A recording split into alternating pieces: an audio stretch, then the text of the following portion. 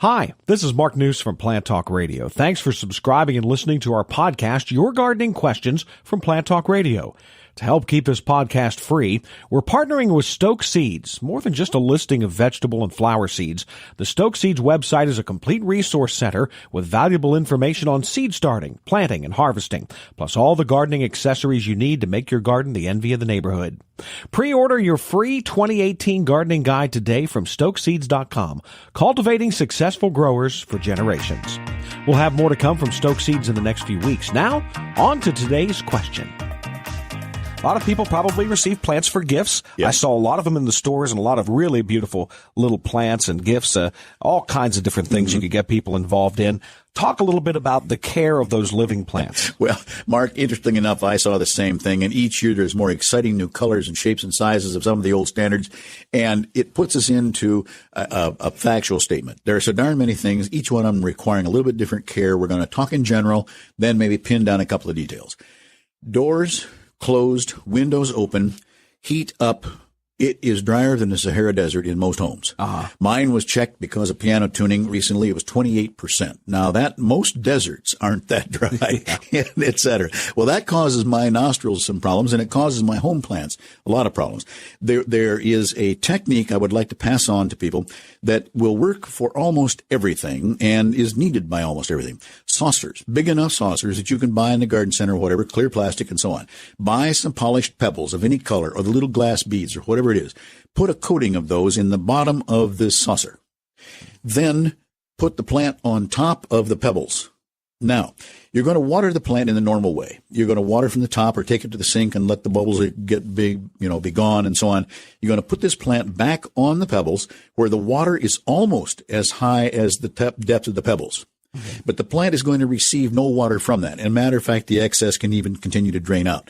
But in that pebble bath at the bottom, there will be standing water that will indeed evaporate, especially in our dry home sites. And as it wafts up through the plants, it will increase the humidity around that individual plant. That is going to be most helpful for almost everything we can think of. Now, the Christmas cactus and the kalanchoe, which probably are secondary, but they're still beautiful Christmas season plants, probably don't need it as much because of the way they are made. They can encapsulate water in their foliage and so on and so forth.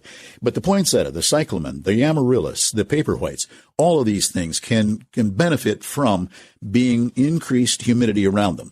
Then as to watering, we've talked a little bit about the fact that you water heavily, then let it drain out, and then don't water again until it's necessary. Well, paper whites are growing in pebbles in the first place, so they're going to stand in water. Be sure they have plenty.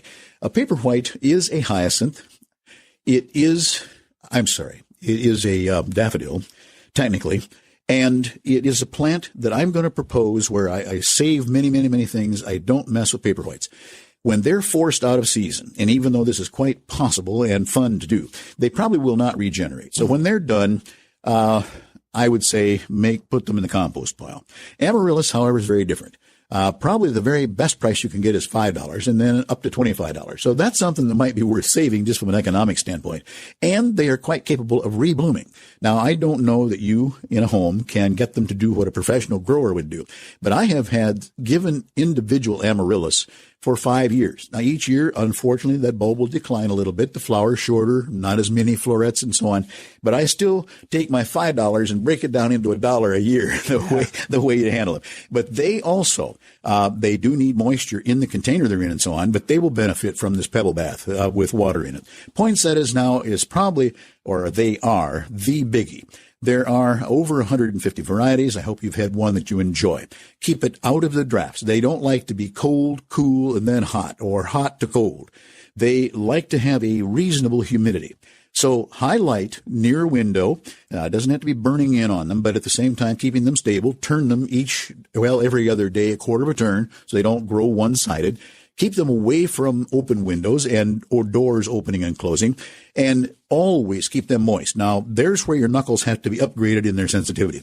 You do not want a poinsettia to be wet. You can knock the roots off of it in the first 3 days of too much watering, but you don't ever want that dude to dry out. So along with your knuckles now, you're going to, let's just say, weigh. When you pick up the pot with both hands, you get a feel for its weight when it has been thoroughly watered before you set it back in the container.